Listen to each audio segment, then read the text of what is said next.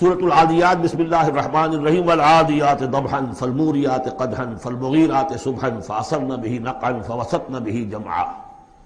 یہ پانچویں اور آخری صورت ہے اس اسلوب کی جو صافات سے شروع ہوا تھا، والصافات صفا فالزاجرات زجرا، پھر آئی والذاریات ذروا، اور پھر اس کے بعد آئی والمرسلات عرفا، پھر آئی والنازعات غرقا، اور یہ آخری ہے والعادیات ضبحا۔ اور ان قسموں کے بارے میں بھی اجماع ہے، ان کے معنی میں کوئی اختلاف نہیں ہے۔ وہ گھوڑے کے جو دوڑتے ہیں ہانپتے ہوئے، قسم ہے ان گھوڑوں کی، یا گواہ ہیں وہ گھوڑے جو دوڑتے ہیں ہانپتے ہوئے۔ فالموریات قدحا، پھر وہ اپنے سموں سے چنگاریاں نکال رہے ہوتے ہیں، جب وہ کسی پتھر کے ساتھ ٹکراتے ہیں تو چنگاری نکلتی ہے۔ فالموریات قدحا فالمغیرات صبحا، اور پھر وہ الصبح in the small hours of the morning جا کر غارت گری کرتے ہیں۔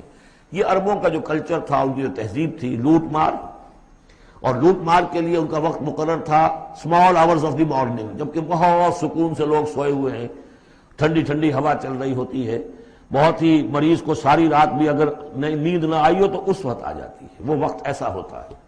اس میں جاتے تھے وہ برق رفتاری کے ساتھ گھوڑوں پر جا کر لوٹ مار کیا، قتل کیا، اور پھر بھاگے وہاں سے۔ یہ ان کا عام جو ہے کلچر ہے، لیکن اس میں استعمال کون ہو رہا ہے؟ گھوڑا۔ اچھا، یہ گھوڑا جو ہے پھر ان کی جنگوں میں بھی استعمال ہوتا تھا، جبکہ آمنے سامنے جنگیں ہیں، وہ جنگوں کے اندر جاتا تھا، حالانکہ اس کی تو کسی سے لڑائی نہیں ہے، وہ صرف اپنے مالک کی وفاداری کر رہا ہے، جو اسے کچھ کھلا دیتا ہے، کوئی دانہ ڈالتا ہے، کوئی کبھی اس کے جو ہے وہ مالش کر دیتا ہے، اس کا اتنا وفادار ہے کہ فرمایا فالمغیرات صبحا فاثرن به نقعا، اور پھر جا کر وہ گرد اٹھاتا ہوا دوڑ کر جاتا ہے، فوسطن به جمعا، اور جمعیت کے اندر گھس جاتا ہے۔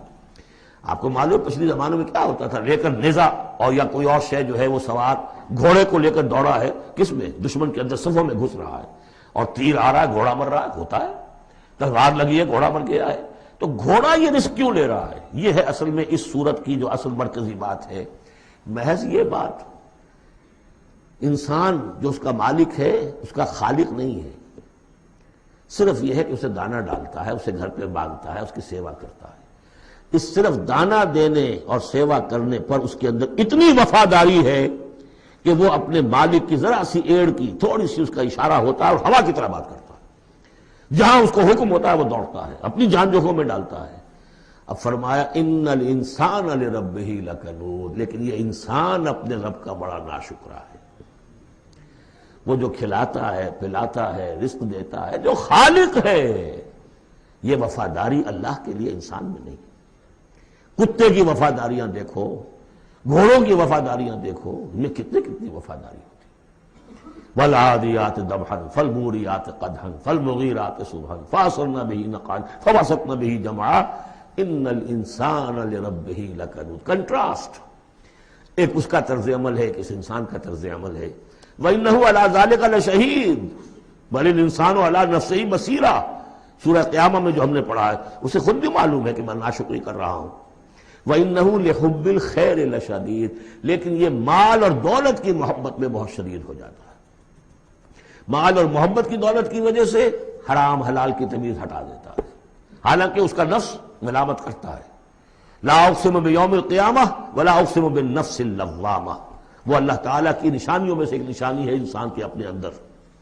افلا یعلم اذا بعثر ما فی القبور، تو کیا اسے یہ معلوم نہیں ہے کہ جب زمین میں جو کچھ ہے، قبروں میں جو کچھ ہے، تلپٹ کر دیا جائے گا، انہیں نکال لیا جائے گا، وحصل ما فی الصدور، اور جو کچھ ان کے سینوں میں چھپا ہوا ہے وہ بھی نکال لیا جائے گا۔ ان ربہم بہم یومئذ لخبیر، یقیناً اس دن ان کا رب ان سے پوری ان کی باتیں جو ہیں ان سے باخبر ہوگا، ان کی خبر لے لے گا اور ان سے حساب کتاب لے لے گا۔